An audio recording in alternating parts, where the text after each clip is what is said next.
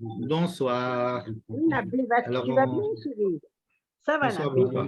ça On va va très essayer ce bien. soir de parler un petit peu de la paracha J'ai de eu des Toledot. amis qui sont venus passer l'après-midi Mais avec d'abord, moi. Je leur Ah, ai il faut fait arrêter des arrête le voilà, micro, ne arrête vous le inquiétez micro. pas, vous inquiétez pas, tout va être fait.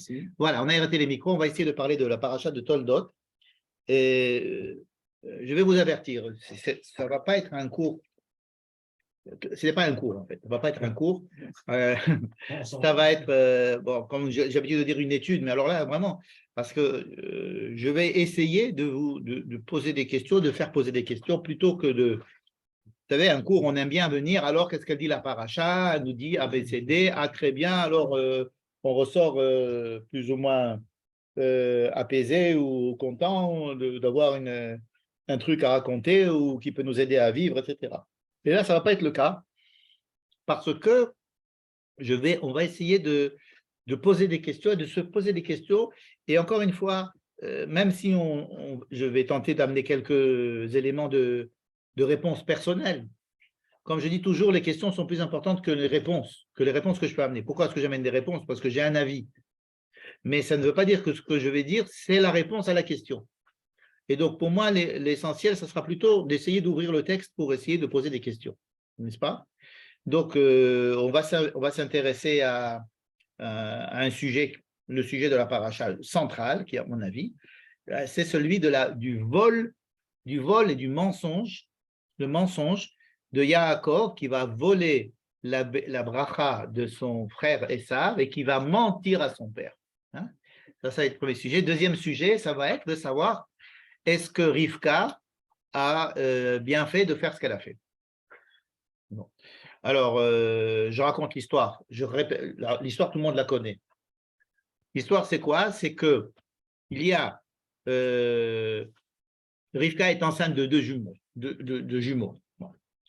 Et le texte nous raconte quelque chose. Ça, c'est très bizarre que le texte nous raconte quelque chose de l'extérieur, comme quoi il y a une dispute ou il y a une confrontation entre ces deux jumeaux dans son ventre. Vous avez le texte là. Et ça entraîne Rivka à dire Lamazé Anochi. Lamazé Anochi, textuellement, ça veut dire j'en peux plus. Ou qu'est-ce que c'est pour moi? Qu'est-ce que c'est que moi? Qu'est-ce que je suis? Ça ne veut pas dire pourquoi ça m'arrive à moi. Ou ce que vous voulez. En fait, c'est une question qu'elle se pose existentielle. Comme je vais ouvrir une petite parenthèse à ce sujet pour citer un enseignement du Rav Uri Cherki. Ce n'est pas lui qui l'a inventé, mais il dit que Lama Zé Anochi. Dans la Kabbalah, le nom Zé, c'est, si vous voulez, c'est la désignation de Dieu dans ce monde-ci. Lama Zé. Lama Zé, on désigne Dieu comme Zé. Par exemple, Zé Eli Ve'an Ve'hu. Zé. Et ça a l'air logique. C'est-à-dire, Zé, voilà, c'est ce qu'il y a. C'est-à-dire, qu'est-ce que c'est que Dieu dans ce monde-ci? C'est ce qu'il y a, c'est ce que je vois, c'est ce que je peux. Anochi, c'est Dieu dans le monde à venir. Pour utiliser des termes à peu près connus, c'est-à-dire Anochi, c'est quand même quelque chose qu'il faut découvrir, qui sera découvert plus tard, c'est dans un monde à venir. Et donc, elle sent qu'il y a, elle se demande si dans son ventre, il y a une confrontation entre le Zé et le Anochi. Hein? Et l'Amazé, Anochi, et d'ailleurs, si on continue avec ces termes-là de Zé et de Anochi, Anochi, par exemple, Anochi Hashem Elohecha, c'est la Hitzgalut de Dieu, c'est-à-dire que Dieu descend du ciel et dit « Je suis Anochi ». Anochi Hashem Elohecha. Donc, il y a beaucoup si on prend cette paracha et la suite des parachiotes, on le verra plus tard que le mot Anochi et Zé représente en général, c'est le Zohar qui le dit, il représente, si vous voulez, pour résumer, pour refermer la parenthèse et résumer, on nous raconte que Rivka sent qu'il y a un problème. Voilà, il y a un problème, c'est-à-dire qu'il y a deux enfants, mais que ces deux enfants sont voués à être en conflit et qui représentent des choses différentes. Voilà.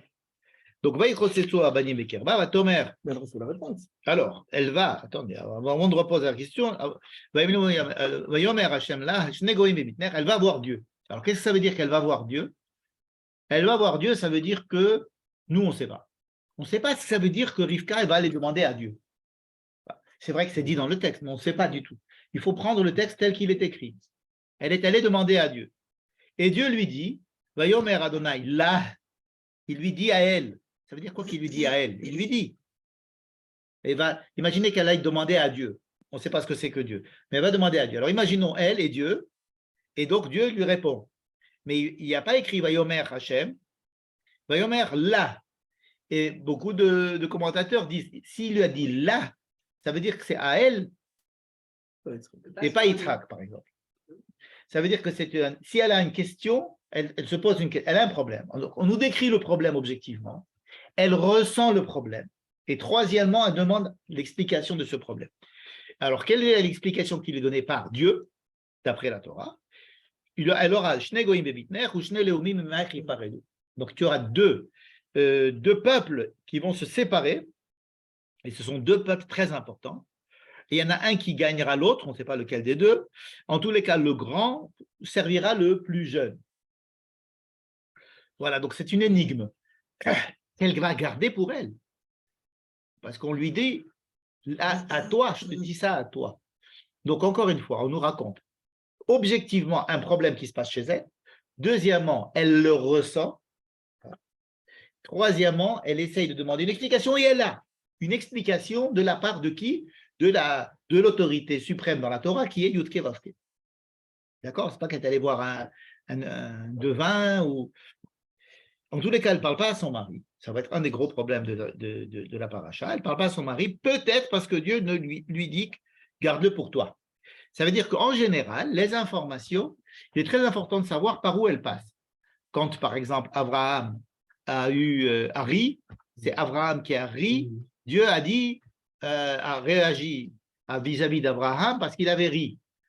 Après, on va le dire à Sarah. Et Sarah rit, on demande à Abraham de se demander pourquoi Sarah rit. Et c'est important de savoir quelles sont les personnes. Et alors, si on demande à Abraham pourquoi ta femme Sarah rit, c'est qu'il y a une importance au fait qu'Abraham doive savoir que sa femme rit. Ce n'est pas simplement que sa femme rit. Il faut que lui, il sache que sa femme rit. La mazet Sachaka Sarah. C'est important ce rapport entre l'homme et la femme, de savoir qu'est-ce qui se passe ici. Alors ici, il ne se passe pas. On aurait pu très bien raconter l'histoire. Et Dieu dit à Yitzhak, tu auras 2 enfants qui seront machin, machin. On aurait pu très bien dire ça. Imaginez que Dieu, on commence à paracha en disant, Dieu a annoncé à Yitzhak, l'année prochaine, ta femme aura des enfants, mais sache qu'elle aura 2 enfants et que ces 2 enfants seront 2 peuples qui seront en conflit. Bon, on aurait très bien avalé la pilule. Mais là, pourquoi est-ce que ça s'adresse à Rivka? Pourquoi Dieu s'adresse à Rivka? Pourquoi ça se passe chez Rivka? Bon, ça se passe chez Rivka, c'est dans son ventre. Mais on nous raconte que ça lui arrive, qu'elle le ressent, qu'elle est angoissée parce qu'elle le ressent, et que Dieu lui parle à ce sujet parce qu'elle est partie lui demander. Et pourquoi c'est important que Yitzhak ne le sache pas? Voilà, ça c'est une question qu'on doit se poser. Pourquoi est-ce que Dieu ne parle pas à Isaac? N'est-ce pas? C'est la question qu'on doit se poser. Pourquoi est-ce qu'il parle à Rivka?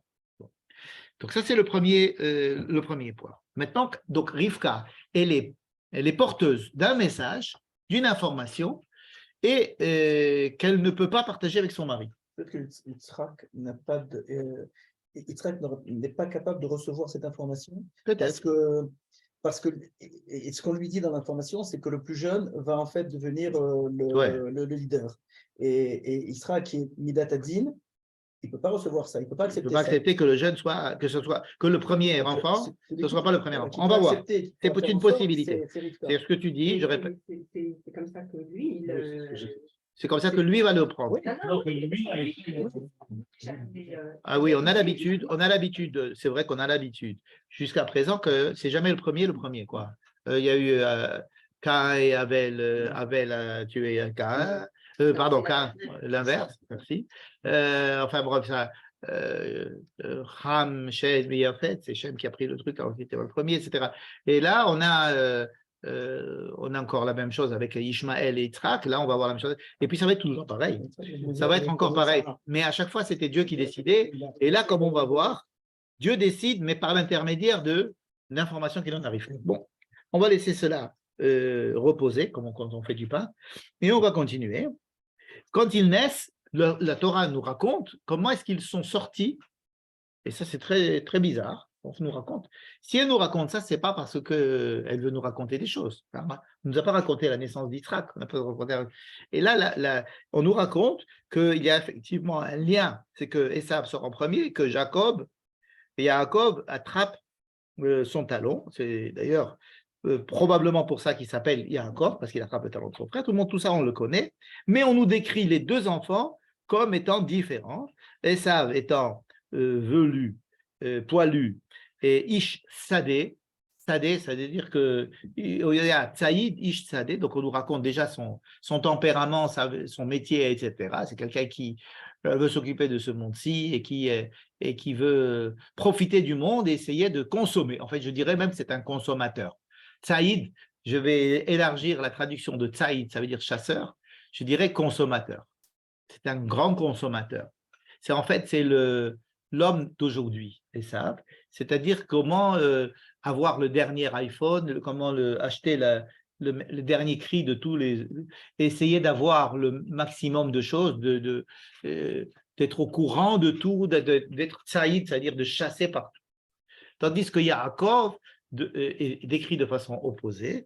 Yaakov, Ishtam, Tam, c'est la Tmimut. Tmimut, si vous voulez, ça peut être décrit comme l'inverse de la volonté de conquérir le monde, d'être chasseur, c'est d'être, donc il est dans une tente, et il est tam. Tamim, ça peut vouloir dire complet, ça peut vouloir dire simplet, ça peut dire simple, ça veut dire surtout, je vous donne la conclusion des commentaires à ce sujet, c'est surtout quelqu'un qui a du cœur. Je vais essayer de m'expliquer. Qui a du cœur, c'est-à-dire quelqu'un qui prend un cœur.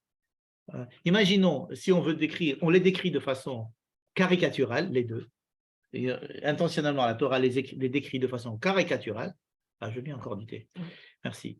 Et il faut bien comprendre que le fait de les décrire de façon caricaturalement opposée, c'est parce que ils représentent des éléments qui existent en chacun de nous, et qui peuvent être symbolisés, si vous voulez, par une identité. Et donc, à la base, Esav est celui qui va être, par exemple, la science. Par exemple, la Chokhma. On dit que on peut décrire, par exemple, Chokhma, on peut symboliser Esav comme étant le spécialiste de l'intelligence, de la sagesse, dans le sens où la sagesse va être utilisée, pas la sagesse, l'intelligence, la science, va être utilisé à 100%, dont le but, ce sera la science. C'est-à-dire, comme je disais tout à l'heure, essayer d'en savoir plus, d'en faire plus, de conquérir plus, de faire toujours plus et utiliser la science pour ça comme un but. Yaakov va être à l'extrême opposé, à savoir, Yaakov, ce sera celui qui va développer du sens, essayer de développer de l'humanité, essayer de comprendre l'homme et d'essayer de développer, j'ai parlé de cœur, de cœur contre la science. Bon. L'idée centrale dans cette confrontation, c'est que le cœur est l'essentiel et la science devrait être le moyen de permettre au cœur de bien vivre et de se développer. Je répète, si la science, si la chokhma, si l'intelligence, si le développement de la science devient un but en soi, alors c'est très mauvais. C'est ça. Si l'abandon complètement de la science, l'abandon de l'intelligence et mettre le focus uniquement sur ce qui est humain, on va dire les sciences humaines par exemple, on n'arrivera pas loin. En fait, on sent très bien qu'il y a ici une complémentarité lorsque c'est le cœur, c'est l'humain qui est censé être le but et la science et la chokhma être le moyen d'y arriver. Et donc, il est normal qu'en premier, on naisse le moyen, pour mettre en place les outils qui devraient permettre ensuite à l'humanité, au cœur, à l'esprit, à la culture, à la recherche de sens, de pouvoir donner un contenu, si vous voulez, à cette recherche et à la vie elle-même. C'est la vie elle-même. Et je vais finir cette petite digression par un exemple que j'ai entendu cette semaine de la part du Rav Kashtiel. C'est un rabbin de la yeshiva de Elon Moreh. Je pense que vous savez. Bon.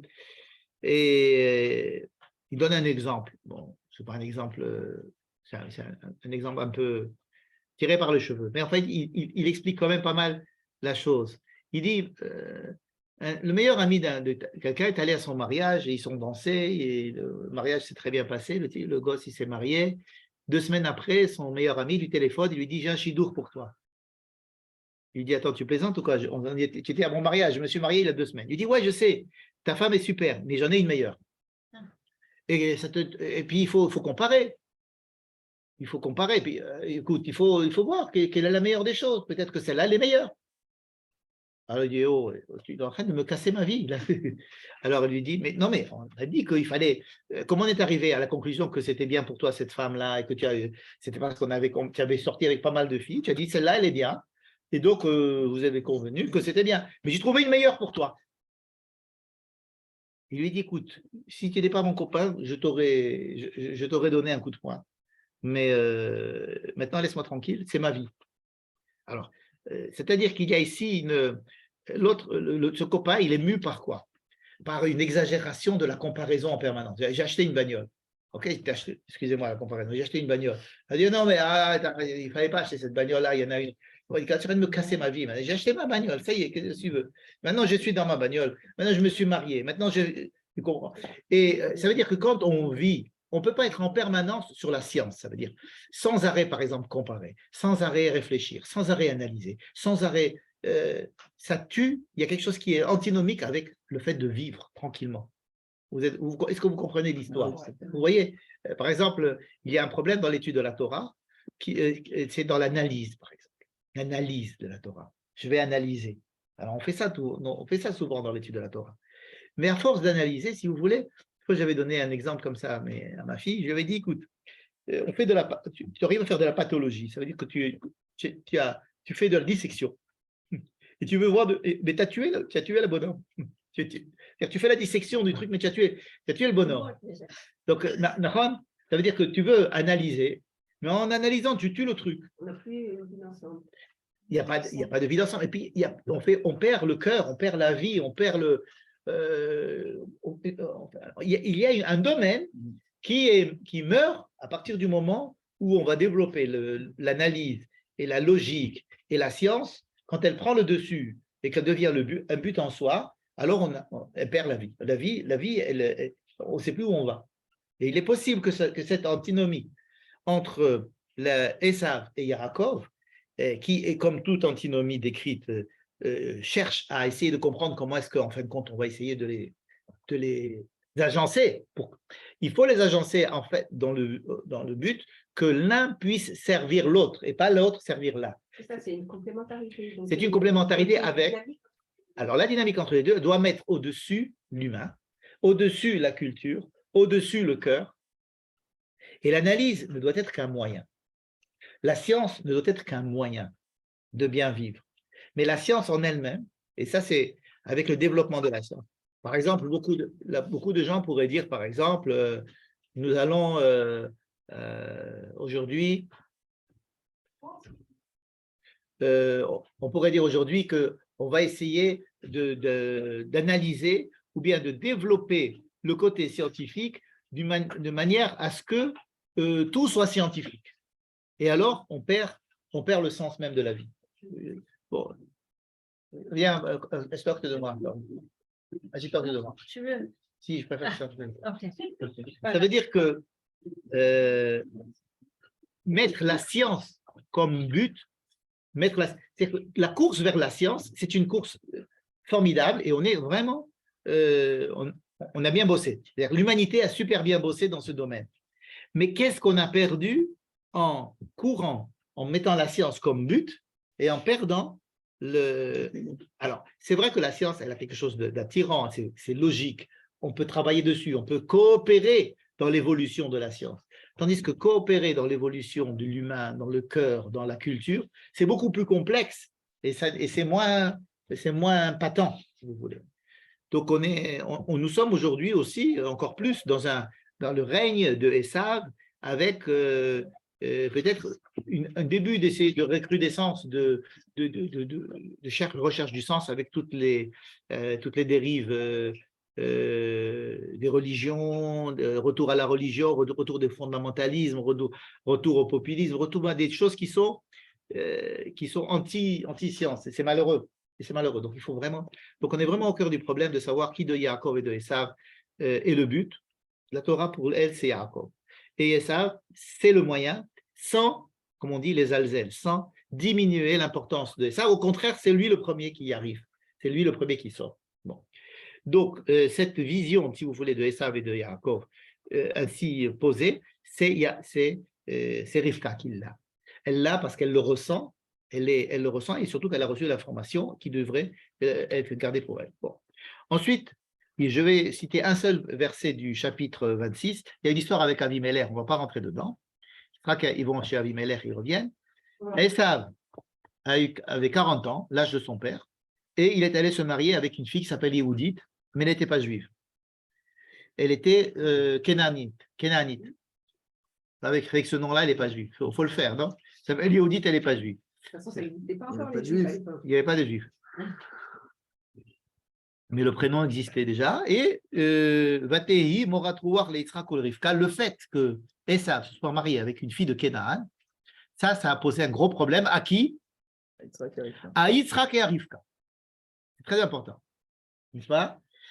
Pourquoi c'est important? Parce qu'on a lu la semaine dernière que la condition que Abraham avait posée pour pouvoir marier Isaac, c'était qu'il ne se marie pas avec une fille de Kénaan. Vous vous rappelez de ça? Et c'était la condition même pour que Isaac puisse continuer la lignée, n'est-ce pas?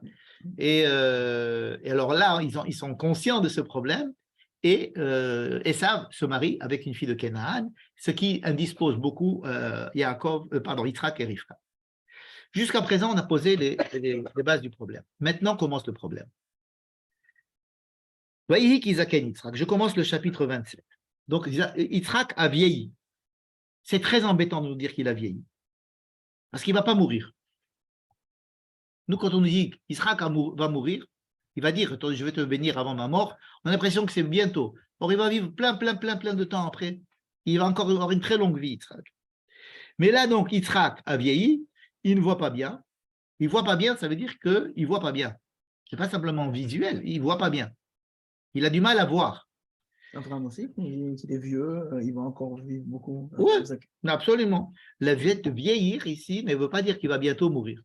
Hein, le seul qui va mourir quand il va être malade, ça va être Yaakov. Pour l'instant, il est vieux. Mais ça peut induire en erreur le lecteur et ça peut induire en erreur Rivka, comme on va le voir. Il demande à son fils Esav, qu'il aime beaucoup, il préfère Esav. Pourquoi Yitzhak aime Esav? Pour des raisons, d'abord parce que c'est l'aîné, comme a dit Michel tout à l'heure, mais aussi parce que Yitzhak est quelqu'un de très concret. C'est quelqu'un qui creuse des puits. Vous savez, le métier de Yitzhak, c'est de creuser des puits. C'est quelqu'un qui veut approfondir les choses, c'est un besogneux. Et donc, il aime beaucoup ce fils qui réussit à développer la science et qui chasse et qui essaye de découvrir le monde et de conquérir le monde, de conquérir les hommes, les animaux et le monde et la technologie, etc. Il aime beaucoup ça parce qu'il est attiré par ça. Donc, mais il appelle Esav et il lui dit, je veux te bénir avant de mourir. J'ai mis ça en gras dans le texte. Je veux te faire une bénédiction avant de mourir. Qu'est-ce que ça veut dire, je veux te faire une bénédiction avant de mourir? On va voir. Mais c'est la question qu'il faut se poser, parce que Rivka, elle entend ça, elle se dit, mince, il s'est trompé. C'est pas lui qu'il faut bénir, c'est Yaakov. C'est comme ça qu'on se raconte l'histoire. Et donc, ce qu'elle va faire, elle va faire tout de suite un subterfuge, elle va dire à son fils, Yaakov, viens, il y a une catastrophe qui va se passer, ton père, il n'y voit plus rien, il ne comprend plus rien. Pour faire un subterfuge, tu dois absolument aller voler la bracha. Donc, tu vas te déguiser, donc tu vas tromper ton père. Yaakov, il est très bizarre parce qu'il ne dit pas, au lieu de Yaakov, au lieu qu'il dise, mais ça ne se fait pas, il lui dit, mais ce n'est pas possible, il va découvrir que je ne sais pas moi. Ça veut dire que c'est la tactique qui l'embête, pas la stratégie. Pas le but. Pas le but, pas le tu vois, tu dis, on va dévaliser une banque. Si je dis, demain, on va dévaliser une banque. Tu vas me dire, ah non, mais c'est pas possible, demain, il y a plein de policiers en ville, c'est pas possible. Ça veut dire que tu as envie que tu es prêt à la dévaliser. Ça pas de prétexte pour convaincre l'autre personne. C'est pas C'est possible. pas un prétexte. Tu lui dis, non, je veux pas. Tu dis à ta mère, elle te dit, on fait un truc qui n'est pas bécéder. On ne fait pas bécéder. Non, il lui dit, ah non, mais c'est pas possible. Il dit, tu as raison. Viens, on va commencer à, tu vas mettre un truc, tu vas mettre les peaux de ton frère, comme ça il va sentir l'odeur de ton frère, s'il te touche, il va voir la peau de ton frère, et le goût, ça va être le goût des trucs que ton frère il a l'habitude de cuisiner, ça veut dire que je sais préparer des trucs comme si c'était un méchoui, comme s'il venait de le chasser. Bref, elle mijote, si j'ose dire, son coup, et Yaakov la suit complètement, et il rentre chez son père. Et son père lui dit, mais qui es-tu? Ça veut dire que déjà, il a des doutes. Et il lui dit, je suis ton frère, ton fils Esav. Je suis ton fils Esav. Ah bon? Viens, je veux voir. Ah ben c'est vrai, ouais, mais c'est vrai que tes mains sont poilues. Ah ouais, mais quand même, ta voix, c'est celle de Yaakov. Et il n'est pas très… Bon, ok, bon, donne-moi à manger. Puis après avoir mangé, il lui dit, bon, tu sais quoi, viens, approche-toi, je vais te sentir. Parce que, bon, il ne voit pas. Donc, il sent, il mange, il touche. Il n'est toujours pas… Et puis, Yitzhak, qu'est-ce qui lui prend de ne pas continuer les investigations plus loin? Il dit, mais qui es-tu, dis-moi? Il lui dit, je suis ton fils Esav. Yomer Yaakov, Ani, Esav Bechorecha. Je suis Esav. Alors vous allez me dire, si c'était Esav qui avait dit ça, à la place de Yaakov, on aurait dit tous, vous voyez que Esav, c'est pas le gentil, il est méchant, il est rama, etc. Mais c'est Yaakov Avinu. Non seulement c'est Yaakov Avinu, mais sachez que dans la littérature rabbinique, on décrit les patriarches comme véhicules de valeurs. Vous connaissez tous la mida de Abraham, qui est le chesed, la valeur de la charité, on l'a vu. Isaac, la valeur de la rigueur et de la persévérance, etc. Et Yaakov, c'est le Emet. Alors, est-ce que c'est une plaisanterie que de nous demander de comprendre que Yaakov, c'est la mida de Emet, lorsqu'on vient lui dire, monsieur, ton père, c'est même plus un étranger, il vient, il te dit la vie ou la bourse ou la vie, est-ce que vous êtes juif, monsieur, hein, ou un antisémite? Non, je ne suis pas juif. Bah, pour sauver sa vie, un mensonge comme ça. Mais là, c'est son père. Il lui dit même pas une phrase comme ça qui va lui dire. Alors, évidemment, il y a beaucoup de rabbins qui vont dire un nid. Oh, mais ça, c'est ça reste un mensonge. Je préfère oublier ces commentaires parce que on ne s'attaque pas au problème en disant ça. On veut d'accord, je suis ton fils Esav. Il lui dit 2 fois. Non, en plus, ça ne résout rien. Alors, en plus, il va lui prendre une bracha. Mais qu'est-ce que c'est qu'une bracha? C'est pas un trésor. C'est quelque chose qui doit être qui fait intervenir Dieu. La bracha. C'est-à-dire que Dieu te donne de l'argent. Alors quoi, qu'est-ce que je suis en train de faire? Je mens à qui là? Je mens à, n'est-ce pas? Bon, ça pose un énorme problème, vous êtes d'accord? Ça va être le premier sujet de notre réflexion. Comment est-ce qu'on peut dire que Yaakov, même si on n'avait pas dit que c'était le Hémet, comment est-ce qu'il peut dire ça à son père? Comment est-ce qu'il peut être associé à une entourloupe de tellement grande importance en faisant quelque chose comme ça à son père? aveugle en plus. Ouais. Rivka voulait que ça soit- Là, alors maintenant, c'est la deuxième question. Pourquoi Rivka a fait cette histoire? Première question, donc ça va être, comme j'ai dit au début du cours, il y a deux questions, une sur Yaakov, une sur Rivka. Première question, Yaakov, il a menti. Pourquoi il a menti? Pourquoi il a été associé à cette entourloupe? Et pourquoi Rivka a fait ça? L'explication qu'on donne, c'est quoi? Dites-moi, pourquoi Rivka a fait ça? Comment vous avez réussi à vivre jusqu'à présent? C'est parce qu'elle est persuadée que ce qui se joue là, c'est l'héritage spirituel de Yitzhak. Ah, elle dit, il y a maintenant quelque chose de très important, il faut que la lignée passe par Yaakov. Dieu m'a dit, et je sais que ça va être par Yaakov, il est très important que ça se passe par Yaakov. Mon mari est aveugle, je veux sauver la situation. Et alors on dit, bravo Rivka. C'est vrai qu'elle a utilisé des moyens pas cachers, mais en fait, le but était louable puisque la véritable bénédiction, il ne faut surtout pas que ce soit Esav qui la prenne, il faut que ce soit Yaakov. Bon. D'un autre côté, ce texte, il est introduit par les passages qui disent que Yitzhak, il a une vue qui est Défaillante. défaillante, mais sa vue, elle est par exemple physique, elle est aussi mentale. C'est possible. Or, là, il est décrit comme quelqu'un qui est au contraire Très clairvoyant. très. Mais qui es-tu et On pourquoi comprend- et machin et de on moi. comprend bien que la personne en face de lui, c'est pas. D'accord. Qu'est-ce que veut dire cette cécité? Est-ce que la cécité, elle est mal interprétée par Rivka, qui dit le fait qu'il voit pas, donc il ne voit pas tout.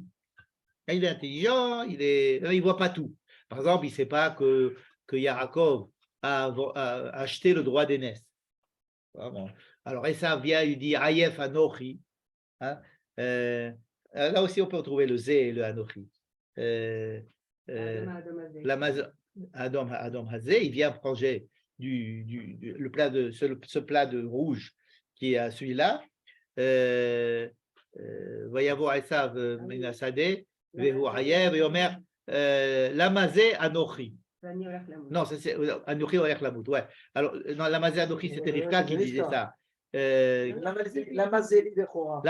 Lamazé li Bechora, ça veut dire que moi, à quoi me sert la Bechora pour le Zé? Si je suis dans le Zé, à quoi ça va me servir le fait d'être le premier ou le deuxième? Ça veut dire, si on dit que je suis le premier ou le deuxième, c'est qu'il y a ici un ordre de valeur. Ça veut dire qu'il y a ici une échelle de valeur dans lequel il faut d'abord commencer par mettre les jalons qui vont me permettre à arriver à mettre du sens dans ma vie. Et moi, l'amazé, hein, à quoi ça sert tout ce zé? Donc et ça fatigue. C'est vrai que la course vers toujours plus d'argent, toujours plus de connaissances, toujours plus d'analyse, ça fatigue. Ça fatigue dans le sens où on perd le sens même de la vie. On perd le but de la vie. Et donc, il est fatigué. Cette fatigue-là, et donc il veut manger du rouge, qui est le symbole de la vie qui est ardente comme ça. Et Yaakov dit, si toi, tu ne peux pas, si tu ne veux pas remplir ta fonction d'aîné, qu'est-ce que c'est la fonction d'aîné? C'est-à-dire de mettre en place tes capacités afin que le second puisse mettre en place ses capacités. Parce que sinon, lui, il est là et lui, il est là. Or, on est deux frères, en plus jumeaux. Donc, on a un lien qui est vital de maintenir ce lien. Si toi, tu te dis, moi, j'en ai rien à faire du droit d'aînesse, ça veut dire quoi? Ça veut dire que je veux vivre, moi, et que tu es mon frère, mais il n'y a pas ici de lien créé entre nous. Et Yaakov sait que sans Esav, il ne peut pas être Yaakov. C'est pour ça qu'il attrape son talon. Ça veut dire aussi que Esav refuse la responsabilité du futur. Ouais, oui, le futur dans le sens de la mise en place d'une complémentarité entre nous. Le fait de dire je n'ai rien à faire du fait que je sois premier et toi deuxième. Chacun vit sa vie, comme on dit aujourd'hui. Chacun vit sa vie. Moi, je suis pour profiter de la vie au maximum. Toi, tu es là, et Yaakov lui dit non, si tu ne remplis pas ta fonction, toi, de Esav, moi, Yaakov, je ne peux pas la remplir la mienne. Donc, le fait qu'il attrape le talon, ça ne veut pas dire qu'il empêche son frère d'avancer. Ça veut dire qu'il est dépendant de son frère. C'est-à-dire que ton évolution va permettre mon évolution. Imaginez que le premier de cordée, c'est Esav, et le second de cordée, c'est Yaakov. Si le premier de cordée ne veut plus monter, le deuxième a un grand problème. Il est obligé de devenir lui-même premier de cordée. Et donc, il va lui acheter sa Bechora. Ça veut dire quoi lui acheter sa Bechora? C'est-à-dire lui prendre sur lui, au moins en attendant, le fait de remplir les deux fonctions à la fois. D'accord? Ça, c'est Yaakov qui a acheté la voie. Il est possible que Rivka soit au courant de cette histoire et que Yitzhak ne l'ait pas vu. Ce n'est pas dit dans le texte du tout. C'est possible que ce soit ça. Que cela veut dire que Yitzhak ne voit pas et qu'elle l'a vu. En tous les cas, comment est-ce possible qu'elle fasse un acte aussi répréhensible? Et venons 2 secondes, analysons cet acte-là. Premièrement, vous avez dit que classiquement, nous disons que Rivka a sauvé la situation parce que Yitzhak devait bénir Yaakov, pardon, excusez-moi, Yitzhak devait bénir Esav, or la bénédiction doit passer par Yaakov. C'est ce qu'on a dit. Grâce à ça, elle a sauvé la situation. C'est faux. Pourquoi? Parce qu'après que cette histoire ait lieu, vers la fin de la paracha, Yitzhak va appeler son fils Yaakov. Hein? C'est à la fin, le chapitre 28, au début du Pachir. Vayikra Yitzhak el Yaakov, vayivarech oto. Yitzhak appelle Yaakov, il ne va pas lui dire dis-moi, tu m'as fait un sale coup la dernière fois? Non, non, pas du tout. Il ne lui parle pas comme si ce n'était pas passé. Yitzhak appelle son fils Yaakov pour le bénir. Et qu'est-ce qu'il va lui dire? Vayitzaveu vayomerlo. Lotikar Ishal benot Kenaan, kum ler padena aram beta. Tu dois aller prendre femme chez Lavan. D'accord? Première chose, pourquoi il lui dit ça? Pas parce qu'il doit aller se sauver que son frère veut le tuer. Ce n'est pas écrit dans le texte. Yitzhak bénit son fils Yaakov parce qu'il va lui donner la beracha d'Abraham. Et qu'est-ce qu'il lui dit? Regardez la beracha d'Abraham. Ve'el Shaddai yevarech otra. Que le Dieu qui s'appelle Shaddai te bénisse. Ve'yafrecha ve'yarbecha. Il va te multiplier. Et tu seras une grande nation. Ve'iten lecha et birkat Abraham. Que Dieu te donne la beracha d'Abraham. Lecha ulzaracha. Toi et ta descendance. L'erichtecha et eretz megurecha. Donc il dit non seulement tu auras la descendance, mais en fait tu auras en plus la terre. Là voilà la beracha. Yitzhak avait l'intention de la donner à son fils Yaakov. Pourquoi? Parce qu'il n'y a que celui qui ira se marier avec une fille qui ne partira pas de Canaan, à qui on pourra faire passer la beracha d'Abraham. C'est comme ça que ça s'est toujours passé. La beracha d'Abraham ne peut pas aller chez Esav pour une raison simple, c'est que Esav s'est marié avec des filles de Canaan. Oui, mais Esav ne lui a pas dit de se marier avec des filles de... Parce qu'il l'a devancé. Il est parti, il s'est marié tout de suite. Il s'est marié. Dans le texte, on ne nous dit pas qu'il a demandé. Tout de suite, il s'est marié. Non seulement il s'est marié, mais ses parents n'aimaient pas cette situation. Eh bien, si les parents n'aiment pas cette situation, tout de suite, qu'est-ce qu'il doit faire Esav? Il doit divorcer ou aller prendre une autre femme, ce qu'il ne fait pas. Il va attendre la fin de la paracha, lorsque Yitzhak a déjà désigné Yaakov comme le successeur officiel de la lignée d'Abraham, en lui disant tu vas aller maintenant épouser une fille de chez Lavan. C'est à ce moment-là que Esav va se dire ah mince, et il ne va pas aller prendre une fille de chez Lavan, il va aller se marier avec une fille de Ishmaël. La belle jambe. En tous les cas, il a raté le coche. Bon. Tout ça pour vous dire qu'il y a à la fin de la paracha 2 injonctions, ça on le verra la semaine prochaine si Dieu veut. Rivka, qui est responsable du fait que maintenant Esav s'est énervé contre son frère, et elle va lui dire maintenant tu vas te sauver chez Lavan pour pouvoir te marier, pour pouvoir te cacher là-bas. Bon, si tu te maries là-bas, c'est pas mal, mais c'est pour te cacher. Alors que Yitzhak l'appelle, il lui dit toi, tu dois aller là-bas pour prendre une femme et je te donne la beracha. Donc, Rivka s'est trompée. Yitzhak ne voulait pas bénir Esav de la bénédiction d'Abraham. Qui est différente de la bénédiction de Bechor. Oui, ce qu'il voulait, c'était le bénir comme un père Gashmit. bénit son père, son fils. Gashmit. D'ailleurs, cette bénédiction, je vous l'ai mis dans la deuxième feuille. Si on va voir, par exemple, quand Yaakov va bénir ses enfants, il va dire, par exemple, regardez en bas, Yehuda, il va bénir Yehuda, chacun il va leur bénir. Yehuda, ata yoducha achecha, yedecha be'orech poivecha. Tu seras reconnu par tes frères vont te reconnaître, tu vas être celui qui va gagner tes oivim. Shtahavu lecha bene avicha, tous tes frères vont se prosterner vers toi, devant toi, n'est-ce pas? Ou bien un Asher, mais Asher Shemena Lachmo, c'est-à-dire qu'il te donne de l'huile, une terre, que Dieu te donne une terre avec beaucoup d'huile. Vous allez voir, tout ça, c'est ce qui va être dit, c'est ce qu'il voulait dire à Esav. Ben Porat Yosef, Ben Porat Aïlaim, Teshev Betan Kashto, Vayifozu Zero Ayadav, Ve'el Shaddai Yevarechecha, Birkot Shamaim Me'al, que Dieu te donne la bénédiction du ciel, et qu'il te donne la bénédiction des puits du fond de la terre, ou Birkot Shaddai Varacha, Birkot Avicha, Gaveru. Il n'y a aucun problème. On ne s'est jamais posé la question pourquoi Abraham, pourquoi Yaakov bénit ses enfants. Parce qu'on bénit ses enfants. Il y a ici une erreur de base.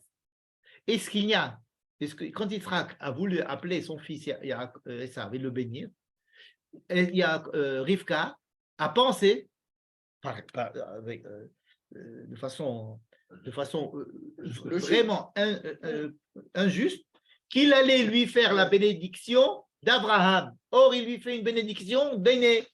Elle ne peut pas savoir qu'elle se renseigne ou qu'elle attend. Primum non serré.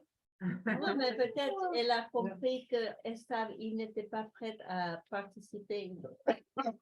Si Jacob devait avoir le bracha d'Abraham, il avait quand même besoin de le matériau. Alors, ça, c'est juste. Ça, le problème. Alors, ça peut être elle a compris qu'il avait besoin de. Aussi de la beracha de Esav. Oui. Parce qu'il avait acheté le droit d'aînesse et qu'il avait aussi la besoin de.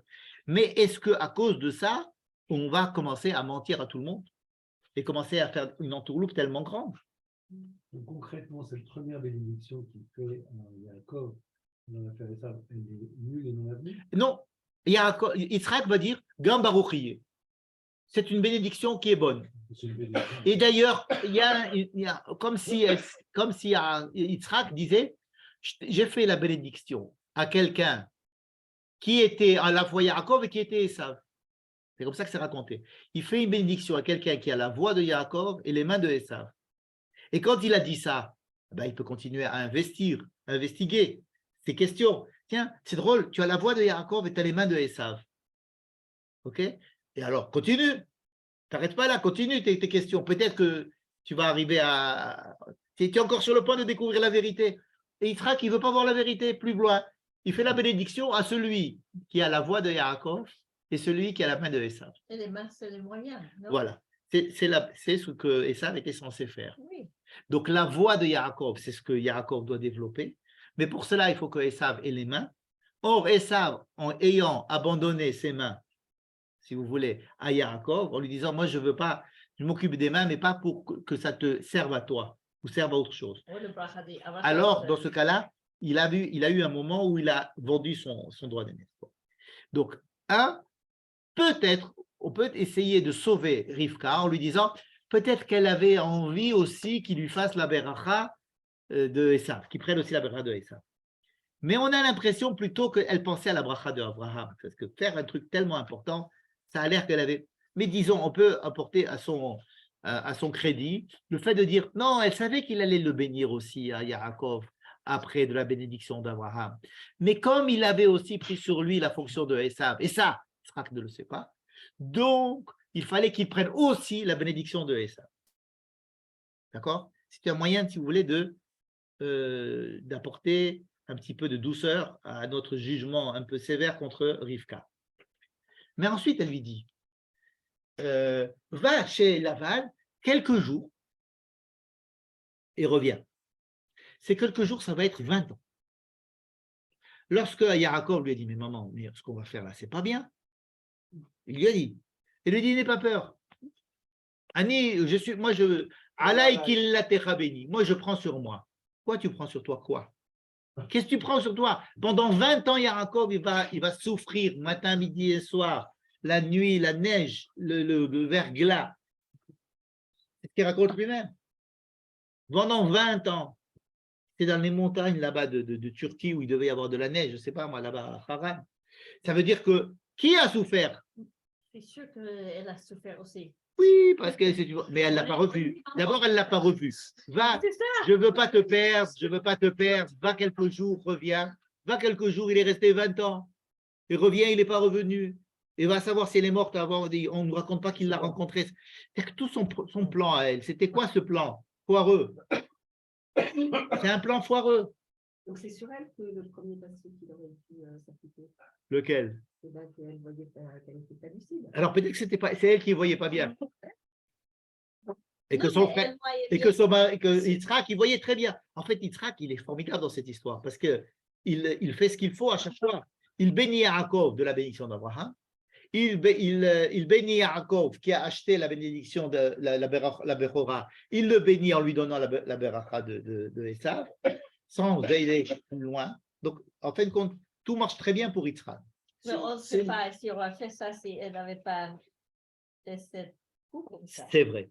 On Alors, peut ce qui pas est, savoir. ce qui est, C'est une ce qui est- probabilité pour les morts, ça, parce que Ouais. alors, les problèmes qu'on a avec Ishmaël, c'est À cause de Sarah. parce que Sarah a Et les renvoyé problèmes qu'on a Ada. avec Les Esav, problèmes c'est à qu'on a cause de avec Esav, Rivka. c'est Rivka Absolument. qui a pris la bracha. Absolument. Et ça. Il faudrait résoudre. Attends, la Les question. femmes, elles portent la foi, c'est pas Ben, ce tu que je veux vois. dire. C'est pas moi qui le dis. Ça veut dire, la question que je voudrais poser, c'est est-ce que la Torah nous apporte un élément de réponse par rapport à la question que nous nous posons? Est-ce que ce qu'a fait Rivka est une bonne chose ou une mauvaise chose? Est-ce que ce qu'a fait Yaakov est une bonne chose ou une mauvaise chose? Mais c'est super parce que c'est comme ça qu'il y avait distribué et que bien le peuple d'Israël. Alors, qui- a posteriori, c'est ce qui s'est passé. Maintenant, est-ce que ça se serait passé différemment si nous n'avions pas eu cette histoire? Alors, voyons ce qui s'est passé après. Le texte ne nous dit pas. Alors, il nous dit quelques mots. Par exemple, il nous dit Vayomer et Yaakov, Ani, Esav, Bechocha. C'est pas la peine de nous expliquer par truc que c'est pas bien de dire ça. Si on avait dit, il a volé la bénédiction.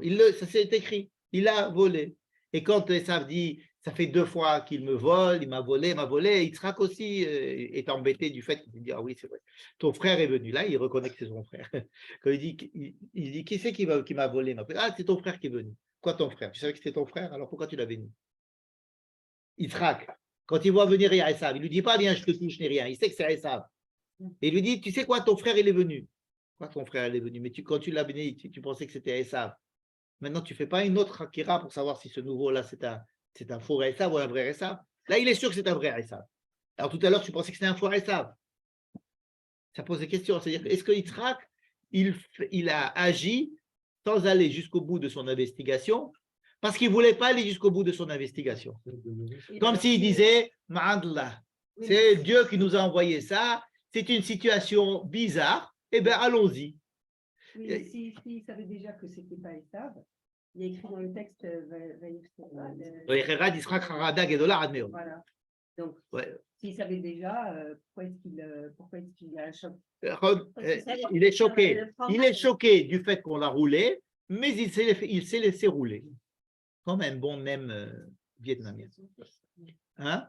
C'est son fils. Après, il dit non, je mets le certificat comme quoi la beracha que j'ai donnée. D'accord, donc lui aussi il fait semblant. Tout le monde fait semblant en fait. La fin justifie les moyens. Ouais, ça, oui. Alors, si c'était que la fin justifie les moyens, hein, on aurait. Alors, est-ce que la fin justifie les moyens? Est-ce que la fin justifie tout le temps? Alors, il y a beaucoup de gens qui vont dire que oui, la fin justifie les moyens. Je repose ma question. Est-ce que Rivka, ce qu'elle a fait, c'était bien ou pas? Le texte ne nous dit pas exactement. Mais en tant que matriarche, je me suis dit probablement que c'est bien. 1, parce qu'on a vu que la suite, ça va se passer comme ça. 2, parce qu'elle n'a pas été punie. Mais on voit quand même que tout ce qu'elle a prédit, ça ne s'est pas résolu tout à fait de la manière dont elle l'avait prédit.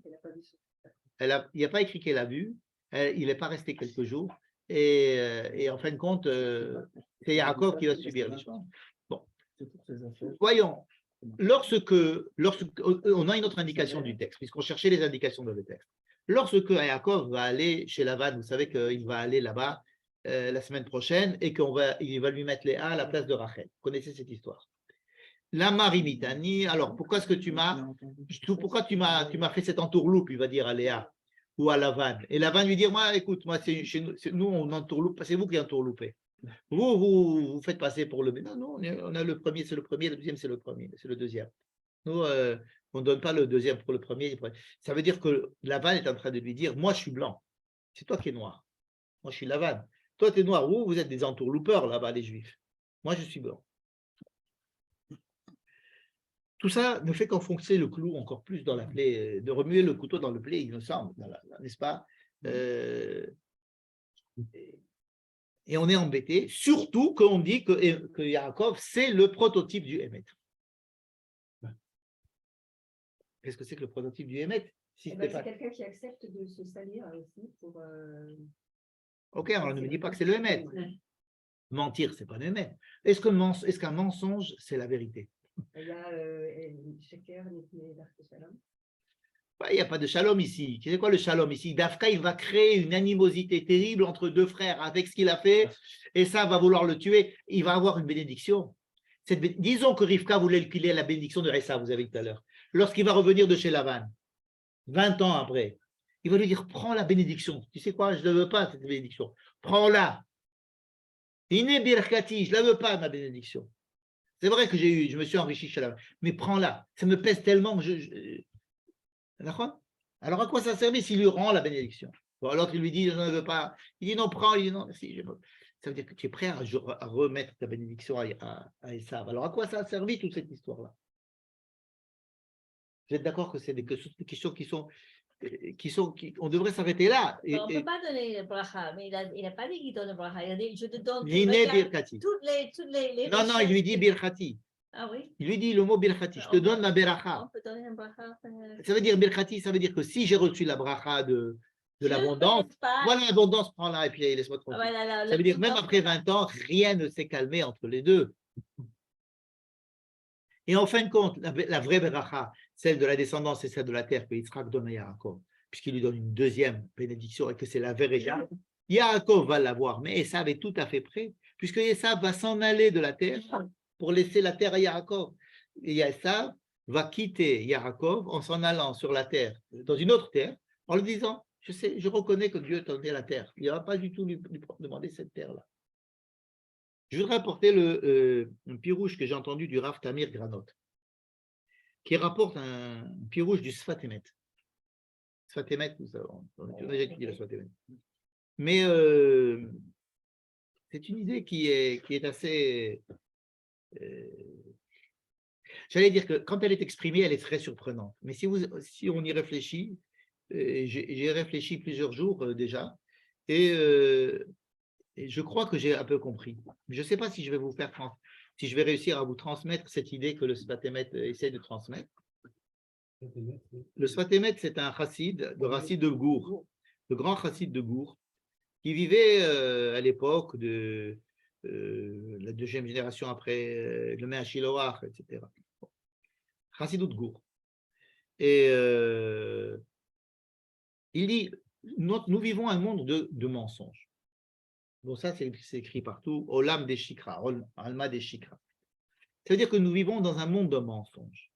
Mais que l'essentiel, donc on est dans les mensonges. Donc tout le monde est dans les mensonges. Il dit l'essentiel, c'est de ne pas devenir un menteur. Il dit quelque chose de très mignon. Il dit que Yaakov, une fois qu'il s'est déguisé, avant de rentrer chez son père, Yitzhak, il a lu les Tehillim. Il dit, dans les Tehillim, qui dit ne fait que je ne devienne pas un menteur. Je vais faire quelque chose maintenant qui s'appelle un mensonge. Pourquoi? Pour des raisons X ou Y. Parce que ce monde est plein de mensonges et on est obligé de passer par le mensonge pour arriver à ses fins ou comme ça. Mais l'essentiel, c'est que je ne devienne pas un menteur. Alors, c'est quoi l'histoire? Le monde est rempli de mensonges. Ça veut dire quoi? Est-ce que vous êtes d'accord avec cette phrase? C'est que nous, la vérité, si nous prenons la vérité comme étant quelque chose d'absolu, c'est impossible de vivre avec une vérité absolue. Nous choisissons, par exemple, une manière de paraître. Nous choisissons, lorsque nous nous racontons à l'autre certaines choses et on préfère taire d'autres choses. N'est-ce pas? On veut, le fait de paraître, déjà, c'est une le fait qu'on paraît, qu'on ait une face extérieure à nous-mêmes, c'est déjà un mensonge parce que ce n'est pas nous.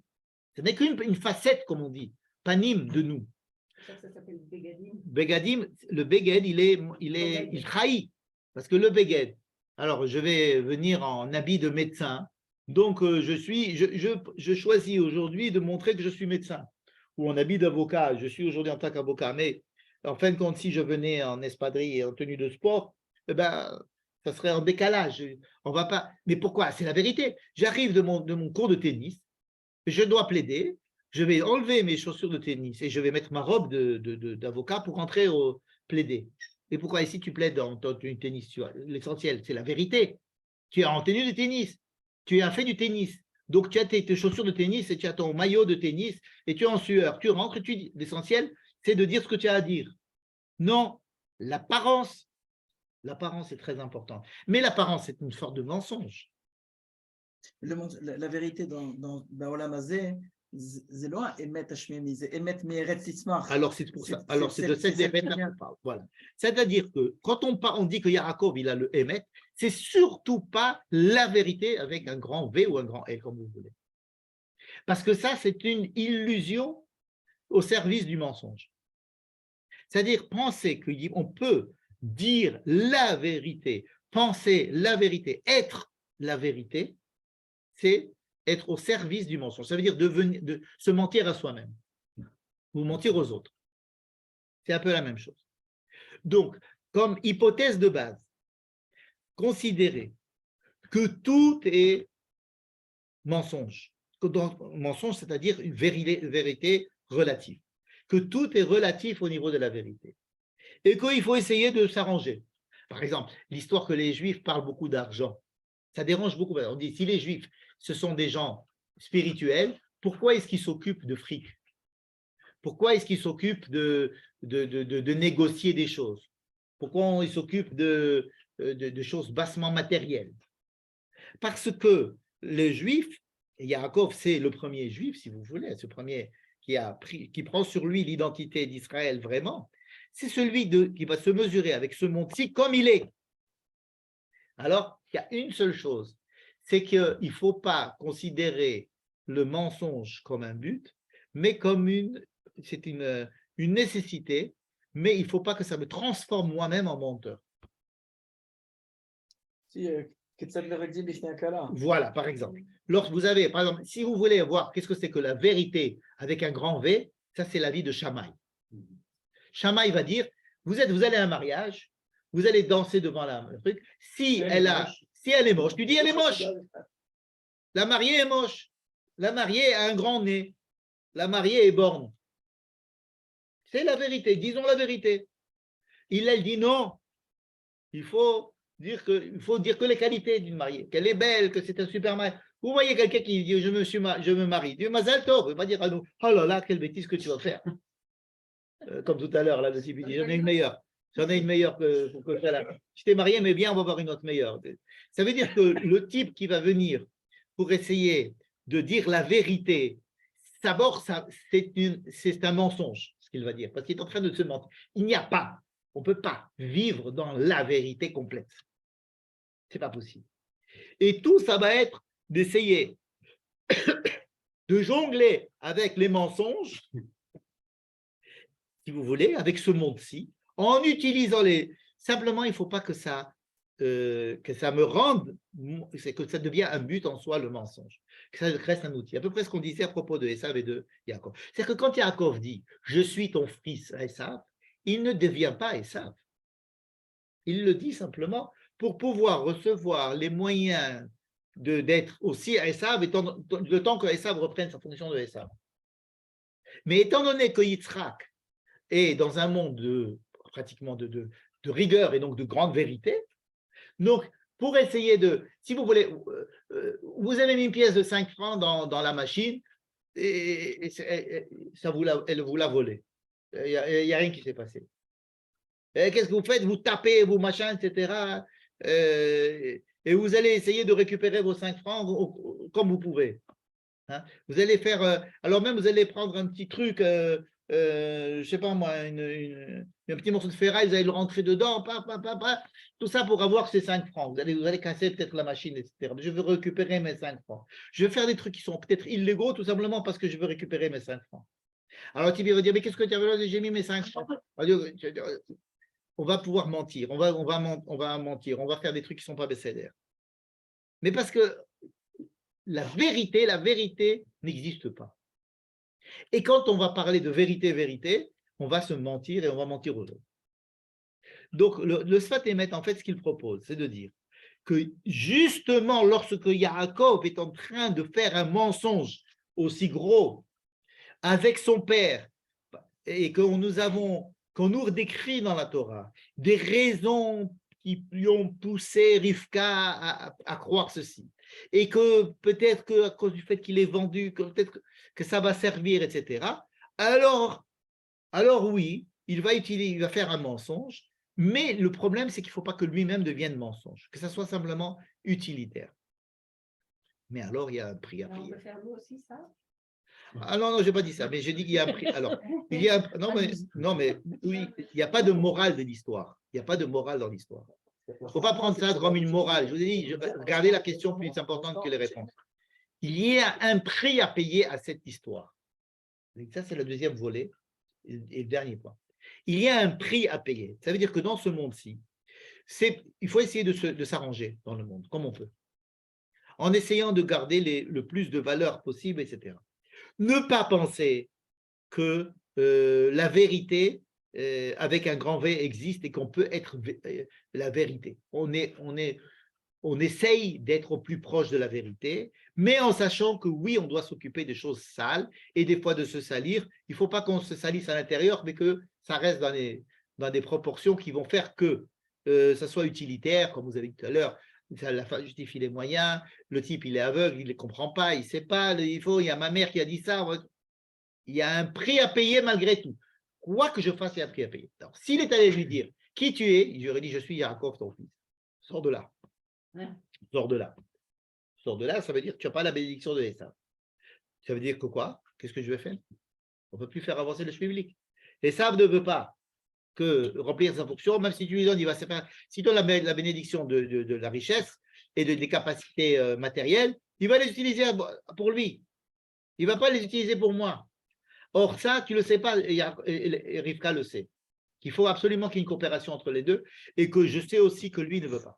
Donc, si je dis je suis Yaakov, il va me dire sors dehors. Je n'aurais pas eu la bénédiction. J'aurais donc payé un prix. Si je dis que je suis Esav, je vais avoir la bénédiction, mais je vais payer le prix. Mais un prix très fort, très très fort. Le prix qu'Israël a payé pendant toutes les générations, c'est à cause de ça. Le prix des pogroms, le prix de toute notre histoire avec Esav, avec Édom, avec tout ce qu'on a eu, et l'antisémitisme, ça vient du fait que oui, nous avons un comportement qui n'est pas en adéquation avec le message de pureté et de spiritualité qu'on est censé porter. Oui, nous sommes des gens qui nous sont censés porter un message de spiritualité, d'amour et de pureté Ok. Mais on sait que ce message-là, ce n'est pas un message qui peut être dans ce monde-ci s'il n'est pas sali, s'il n'a pas une peau de banane, comme je disais souvent. Si la banane tout seul ne peut pas exister, il lui faut une peau de banane. Sa peau est indispensable à la survie de la banane. Et si j'enlève la peau, ben la banane va pourrir. Donc oui, le peuple d'Israël est porteur de scories, de choses qui le salissent aux yeux de ce qu'on aurait voulu qu'il soit, n'est-ce pas? Et Yaakov, on aurait voulu qu'il dise oui, je suis Jacob, ton fils. Qu'est-ce qui serait passé? Eh bien, que mon fils sort de là. Parce que j'attends Esav. Oui, viens à côté de moi, tu vas voir, il va nous apporter un bon manger et je vais le bénir. Mais viens, assis-toi à côté de moi. N'est-ce pas? Et là, on aurait tout perdu, c'est sûr. Donc, on n'a pas tout gagné quand il dit je suis ton fils Esav. On n'a pas gagné. On n'a pas gagné parce qu'on a gagné le prix à payer à cette chose-là et les souffrances que Yaakov va endurer et les souffrances que le peuple juif va endurer, parce que c'est tout le peuple juif, toute son histoire qui se joue sur cette histoire-là, c'est mais oui, mais vous êtes l'antisémitisme va venir de là. Il va toujours avoir une petit truc qu'on fait pas bien. Et oui, vous êtes. Alors, vous pouvez avoir Tsaral, qui est un super, armée morale, mais il suffit qu'il y ait une bêtise pour que ça y est, vous êtes disqualifié. Vous n'avez pas le droit à l'erreur. En tant que peuple juif, vous n'avez pas le droit à l'erreur. Or, ne pas avoir l'erreur, c'est ne pas exister. Et ne pas venir en Israël, ne pas être juif, Birlal. Puisque être juif sans avoir le droit de l'erreur, c'est vouloir un Yaakov qui va vouloir être Yaakov sans se mouiller et sans se salir. Oui, on doit accepter qu'un être humain, il doit accepter de ce côté impur dans lequel on est obligé de vivre et il ne faut pas que ça nous empêche d'agir. Et il ne faut pas que ça nous bande les yeux de savoir que non, moi je suis impur, je voudrais être pur. Il faut se méfier beaucoup des gens qui sont purs et qui vous disent qu'ils sont très purs et qui vous enseignent la pureté. Dans toutes les religions, ce sont les gens qui font les plus d'exactions. Les purs qui vous donnent la morale et qui vous disent comment il faut être. C'est eux qui font les pires choses. On les découvre ou on ne les découvre pas. Mais le problème là, Ouais. Le problème, c'est que justement, le peuple juif se revêt d'un message dont au début, le message n'est pas fait. S'il n'y avait pas à dire j'ai un message pour tout le monde, et que ce serait juste un modèle, on va dire. Mais là, il y a vraiment une volonté de dire j'ai le message pour vous. Le problème, c'est que ce n'est pas lui qui s'est dit j'ai un message, c'est qu'on lui dit. Yaakov lui-même, il n'a jamais essayé de dire quoi que ce soit. Yaakov, tu le laisses dans sa tente, il est très bien dans sa tente. C'est un message qui vient de qui? De sa mère. Pourquoi? Parce que sa mère, elle a reçu un nom. Pourquoi? Parce qu'elle s'est sentie mal. Pourquoi? Parce que ça veut dire que le peuple juif, il a souvent dit, moi, j'ai rien à vous dire, laissez-moi, je ne veux pas être juif. Laissez-moi, je n'ai pas de message à vous dire. C'est-à-dire que le message, le peuple juif est porteur. Malgré lui, il a un message. Non, parce qu'il y a quand même une partie du peuple juif qui dit j'ai un message pour vous. Qui c'est? On dit tout le temps, hors la goïm, Non, mais quand on dit hors la goïm, c'est Bedi Avad. Il faut bien comprendre que ce n'est pas les Khatechila. Ça veut dire que notre but n'est pas de prosélyte. On n'est pas là en train de dire on va vous expliquer la vie. Le peuple juif, il n'a jamais dit au goïm je vais vous expliquer la vie. D'ailleurs, il n'a jamais été en situation de le faire. C'est son comportement à lui qui est censé qui est censé transpirer quelque chose. Mais ça, ce n'est pas lui qui le décide. C'est-à-dire que Dieu lui dit moi, je veux que tu fasses Shabbat. On ne lui a jamais dit, je veux que tu fasses Shabbat afin que les gens sachent qu'il faut… Non, les gens, ils doivent pas faire Shabbat. Toi, tu fais Shabbat. Pourquoi? Pour que toi, tu fasses Shabbat. Un point, c'est tout. Dieu ne nous avait jamais dit, soyez hors la goïm. Il nous a dit, soyez vous. Le but, pour Dieu, c'est que Herchéou, ça soit hors la goïm. Mais lui-même, il ne nous l'a pas dit. Je ne sais pas, il a dit à Abraham qu'il allait sera un bracha. Oui, on n'est pas les enfants d'Abraham, justement. Ce problème, nous l'avons soulevé il y a deux cours en disant que quand Dieu lui dit à Abraham, ton but, ça va être d'être hors la goïm, si tu veux, n'est-ce pas? Le moyen qu'il a trouvé pour mettre en application ça, ce n'est pas qu'Abraham soit hors la goïm. Ça sera de créer un peuple qui devra être ce peuple, avec la Brit Mila, etc. Et il se trouve que Dieu pense qu'à la fin des temps, ça sera hors la goïm. Si on est Melchet Kohanim de Goï Kadosh, Melchet Kohanim, ça veut dire que par rapport au Goïm, ce que les Kohanim sont par rapport à… C'est une décision divine, mais toi, tu dois… Montrez-moi une seule phrase ou une seule mitzvah qui m'oblige à aller être prosélyte ou aller expliquer au Goïm quelque chose. De Goïm, ça ne veut pas dire d'être prosélyte, ça veut dire, comme tu as dit, c'est le comportement que Voilà. les gens vont voir. Non, c'est pas pour que les gens voient. On ne te dit pas fais Shabbat pour que les gens voient. Non, je te dis, ok. Tu dois être toi. Tu le fais. Un point, c'est tout. Ils voient, ils sont… Non, même ça, on te le dit. On te le dit pas. On te dit, toi, tu dois être toi. Et moi, je pense, c'est-à-dire que c'est Dieu, il dit, si toi tu es toi, alors je ferai de telle sorte qu'à la fin des temps, ça porte ses fruits, que tu sois hors la goïm. Mais toi, ne fais pas tous les jours quelque chose pour être hors la goïm. Ce que tu veux faire pour être hors la goïm, c'est d'être toi, juif, le mieux possible, en tant que juif. Moi, Dieu, je fais ça pour que, sauf il y ait un intérêt universel. Mais je ne te demande pas de le faire directement. Être nation des prêtres, c'est ça. Être nation des prêtres, ça veut dire que toi, tu dois être une nation. Et avec toi, je vais t'utiliser pour ça. Oui, mais il n'y a jamais une injonction. À une but universelle. Déjà, oui, mais encore une fois, le but universel, c'est le but universel, c'est sûr. mais c'est Dieu qui s'en occupe. Ouais, non, ça va. Tu comprends? Pas seul. Si, c'est Dieu. Là, il faut bien Dieu, va comprendre. faire quelque Il faut, chose. non, il faut bien comprendre qui est responsable de quoi. Toi, on te dit, tu dois faire ce que je te dis de faire, toi. Et si tu lui dis, mais et pourquoi tu veux que je fasse ça? C'est parce que je te l'ai dit. Oui, mais pourquoi? Et parce que j'ai un but universel. Alors dis-moi, tu sais quoi, je vais aller tout de suite, moi, aller faire l'universel. Non, c'est exactement ce qui s'est passé avec Abraham. Abraham lui a dit, bon, moi, je m'occupe de l'universel. Il dit, non, tu dois faire un enfant en particulier, faire la Brit Mila, et les autres, ils n'auront pas la Brit Mila. Et quand ils vont aller au Hammam, ils vont voir que celui-là, il a la Brit Mila et que l'autre, il l'aura pas. Et moi, je veux être universel. Pourquoi tu veux que je fasse des dissensions et que je crée de l'antisémitisme? Et lui dit, c'est comme ça, écoute ce que te dit Sarah. Rappelle-toi de ça. Et le problème de l'universel, on l'a vu avec Abraham, on lui a dit, non, c'est pas comme ça. Et donc, Rivka, qui est la prolongation d'Abraham, vous savez que Rivka, c'est la prolongation d'Abraham même. Et Rivka, elle a compris cette chose-là, après toute la vie d'Abraham. Elle a compris cette chose-là. Et donc, elle sait qu'il faut qu'il y ait un qui serve l'autre. Et donc, s'il y a une déconnexion entre les deux, c'est foutu. Si Yaakov, il rentre et dit « Bonjour, papa, je suis Yaakov. » Très bien, mon fils, assis-toi. S'il vient lui dire « Papa, je suis Esav. » Ah, très bien, mais toi aussi, je vais te donner la bénédiction de Esav. C'est de ce dont il a besoin pour pouvoir être Yaakov. Parce que la déconnexion était dans le fruit. Le verre est dans le fruit. Esav a une tendance à vouloir être Esav pour être Esav. Il ne veut pas être le grand frère de Yaakov. Il le dit, un Yaf Anochi, je ne veux pas. Or, pour que les choses puissent avancer, et donc dans ce cas-là, on va redonner du crédit à Rivka, il va falloir passer par une entourloupe. Et c'est vrai que toute la vie, ça va être… Alors, comment accepter l'entourloupe en sachant que tout est entourloupe? Tout est entourloupe dans tous les cas. Il ne faut pas que ça te… Il faut savoir pourquoi est-ce qu'on le fait, et il ne faut pas avoir la prétention de vivre dans un monde de saints. Il n'y a que celui qui vit dans un monde où il sait que tout ce qu'il va dire, tout ce qu'il va faire, tout ce qu'on va paraître, tout ce qu'il va penser, etc., n'est qu'un rapprochement, qu'une vérité relative. Dans ce sens, tous les intégrismes sont dans l'erreur. Tous les intégrismes. Ça veut dire que même un intégrisme juif, ça veut dire un intégrisme qui dirait « moi, je suis le Yaakov, je suis le Israël, machin », ça veut dire qu'il est pas dedans.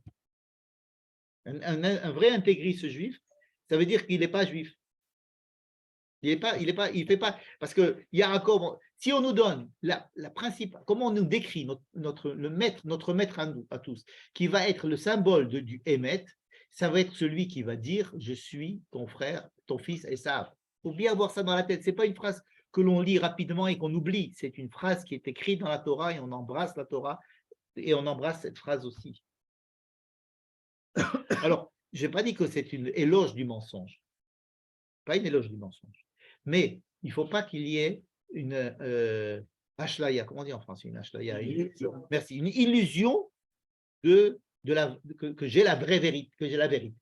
Alors, de la même manière que mon père est aveugle, donc il ne peut pas tout voir. Voilà. Le père, il est aveugle. Alors, il a des capacités, il n'a pas toutes les capacités. Il est aveugle, il ne peut pas voir. Bon.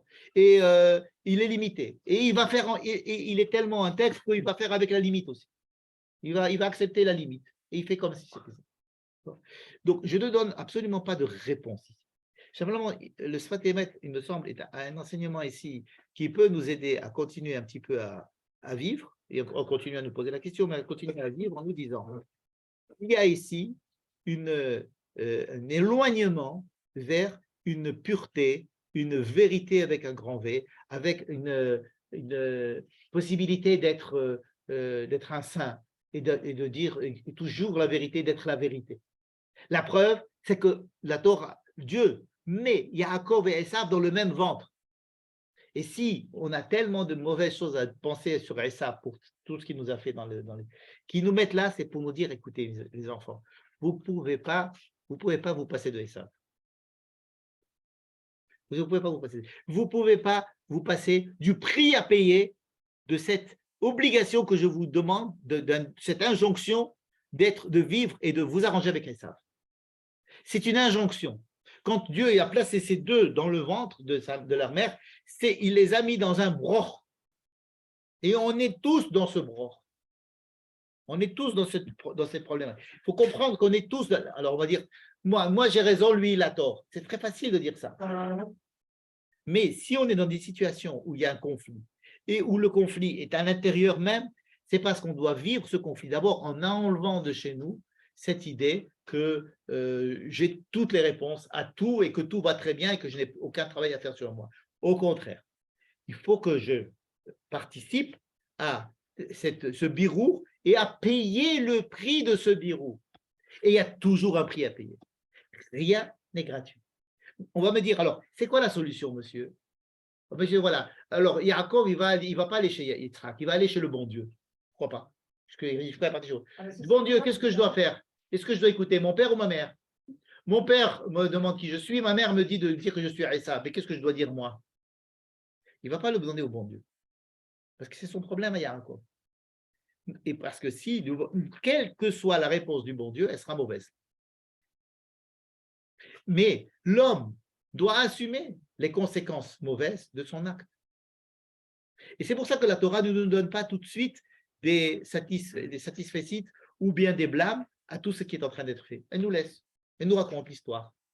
Et peut-être que oui, et peut-être que c'est trompé, peut-être que c'est pas trompé, peut-être qu'elle a sauvé la situation, peut-être que non, peut-être qu'il a bien fait, peut-être qu'il a mal fait. En tous les cas, ce qu'on sait, c'est qu'il y a un prix à payer à tout ça. C'est qu'elle, elle va le payer très cher et lui, il va le payer encore plus cher et nous aussi. Ça décrit, si vous voulez, l'être humain dans une situation bien différente de celle dont on aimerait le voir décrit dans une religion qui va nous décrire, qui va nous arranger qui va nous mettre les cerises en rangée sur un bâton. Ça nous montre la complexité. Et je pense que la chokhma des Chachamim, c'est de dire que Titen Emet le Yaakov, ça veut dire que le Emet, ça n'est pas une vérité. La vérité absolue, elle existe peut-être, mais elle n'est pas entre les mains de l'homme. Et que penser que l'homme a la vérité absolue, c'est la pire des bêtises qu'il pourrait faire. Alors, au moins qu'il ne fasse pas ça. Au moins qu'il ne fasse pas ça. C'est que le mot Emet, c'est la première lettre de l'alphabet, la dernière lettre de l'alphabet, la lettre du milieu. Ça veut dire que c'est un compromis. Comment? Vous savez que dans le Talmud, la voie qui est préconisée à chaque fois, c'est la pshara. Or, la pshara, ce n'est pas la vérité. Lui, il dit que c'est à moi, et lui, il dit que c'est à moi. Alors, venons faire Alors, qu'est-ce qu'on fait? Qu'est-ce qu'on fait? Venons, on va faire... il faut arriver. Continue, c'est toi. Continue. Ça peut durer 10 ans, 20 ans, 50 ans le procès, mais il faut savoir à qui c'est. On va arriver à la vérité. La Torah nous dit non, faites une pshara. Faites une pshara. C'est-à-dire quoi une pshara? Ça veut dire que c'est sûr que ça ne sera pas la vérité si je fais ça. Quand je vais partager mon talit en deux, c'est sûr que ce ne sera pas la vérité. Parce que je vais partager, peut-être l'un il aura la moitié, l'autre il n'aura pas la moitié. Et donc c'est une injustice.